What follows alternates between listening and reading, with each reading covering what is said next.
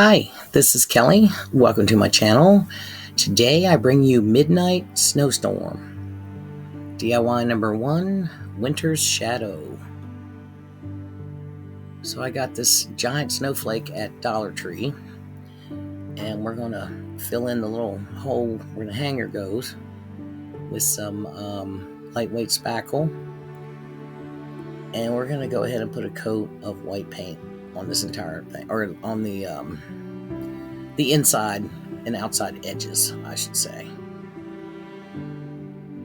This was, I was so glad I did this first when it got to the next step here.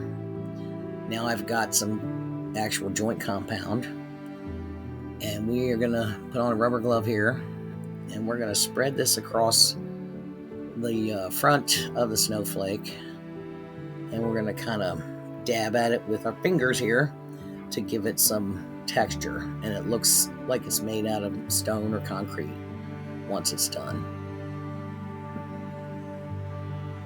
Just keep on dabbing, spread it, and that's what it's going to look like. Just keep on adding it until you get the whole thing covered, and there you have it.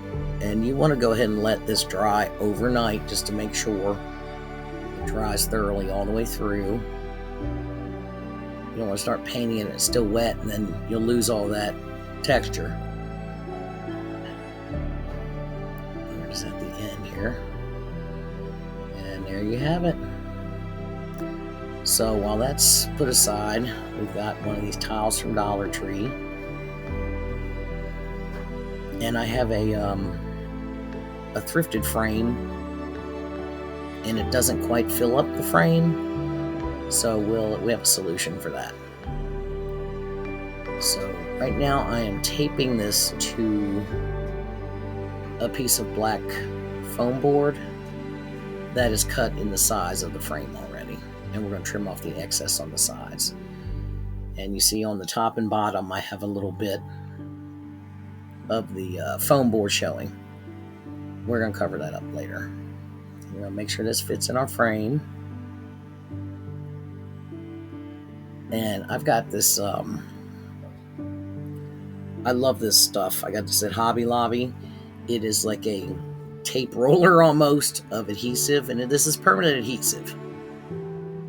And it's so thin and nice, you're not going to have bumps. If you try to use hot glue to glue these tiles, you'll end up with bumps underneath it where you don't want it. Everything shows through these things. They're super thin. So I thought this would work well. And then I'm just taking my finger and pressing it down really well in all the flatter areas, because all those raised areas are not going to be making contact. So make sure it's pressed down really well. Once it's on, it's not going to go anywhere. But yeah, I'd use the tape to make sure I got it where I wanted it.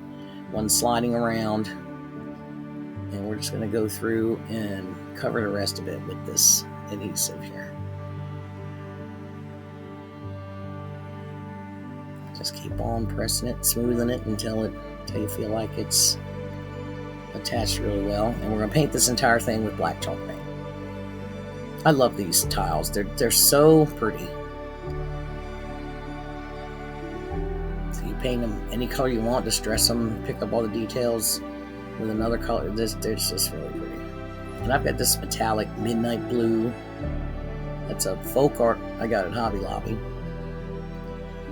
And it's a dark grayish blue, silvery almost. And we're going to dry brush that, pick up all those beautiful details.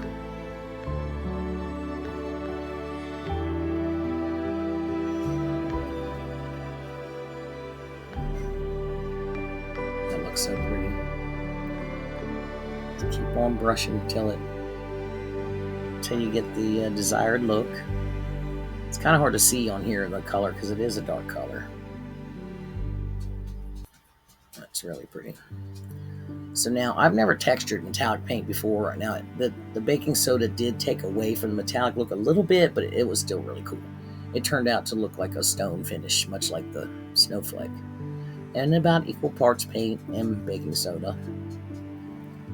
Mix that together really well. And we're going to dab this on our frame. Now all these little indents in the frame, the sponge isn't working well. It doesn't get down in there, but we're just going to get a little, there we go, a small brush that's already kind of hammered and dab it in those little grooves. And then we go back over it with our sponge. There we go. And like I said, it did tone down the metallic nature of the paint a little bit, but not enough to bother me. I wish I could find a square frame. I guess it would have been 12 by 12, because then the tile and the snowflake, everything would have fit in it. But I roll with this. So now, once all that drywall mud is dry, we're going to paint that white, nice bright white. And my tile here, I did it with that dark blue. I'm going to dry brush it also with some metallic silver. Brighten it up a little bit so you can see a little better. And here is some black 1-inch velvet ribbon I got from Hobby Lobby. And that's going to go across the top and bottom to cover where that tile ends. We don't want to have a gap showing in the frame, so we'll get that black velvet. And it turns out really, really pretty. So my frame is all done and dry, obviously.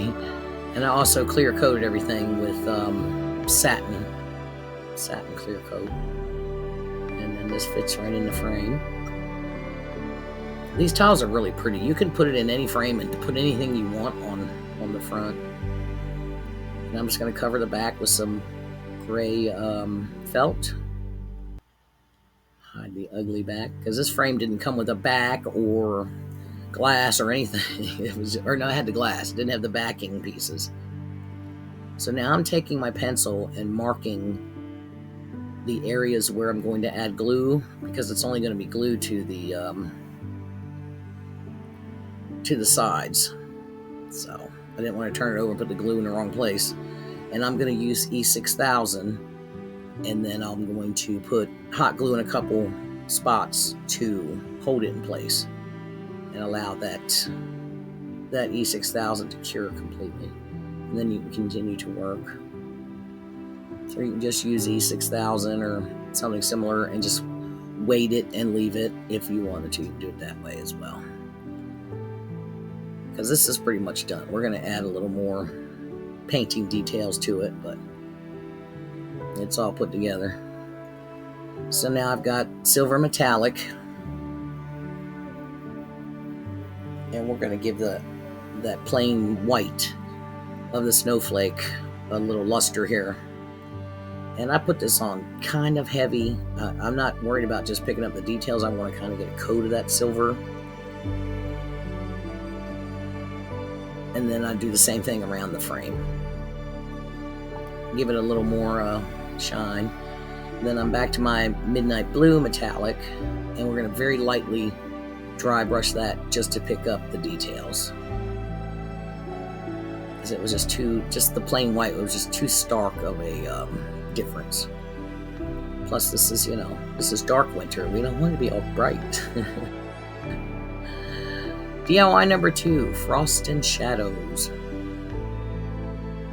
Now this mug has got a really cool shape to it, and I wanted to give it some texture, and my favorite is the tissue paper.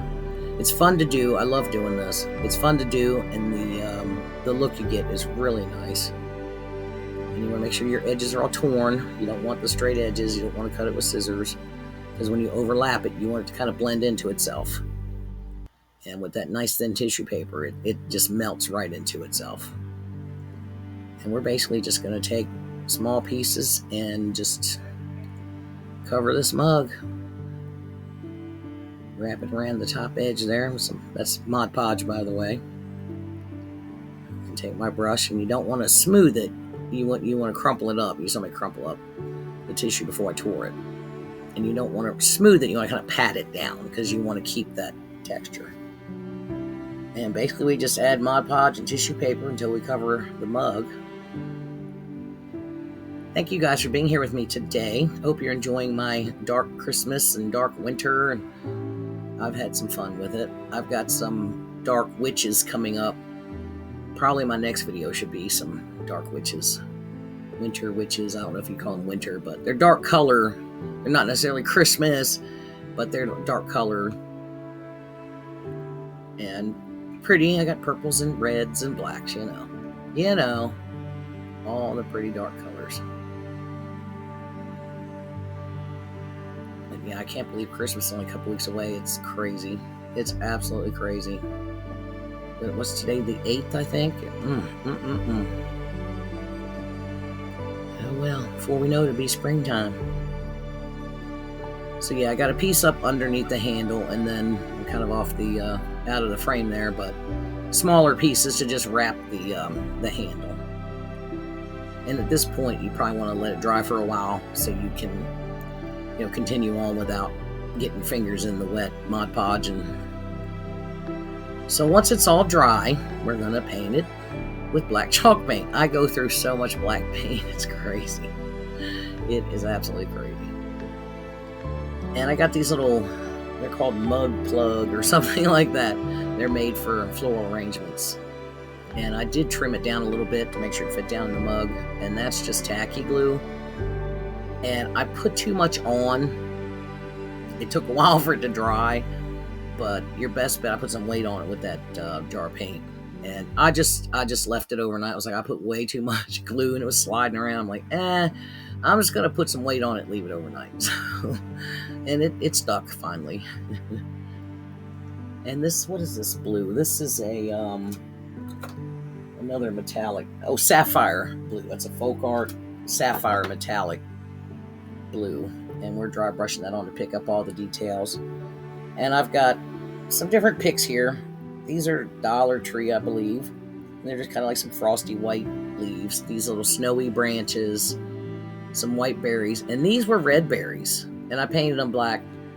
I just took gloss black paint and spray painted them. So, and just basically arranged however you like. I didn't bother to glue it. That foam is nice and thick. If you get it down there, it's not going to go anywhere. Plus, you can change it out later if you want. You can take everything out and do something else with it if you want to. And I'm basically going back and forth, try to make it kind of even, balanced on each side. I've got the white berries spraying out on both sides, and then I've got the snowy branches behind those. And put one in the middle. And these were also Dollar Tree. They're pretty little things. And then my white leaves there. Starting to kind of look like something here.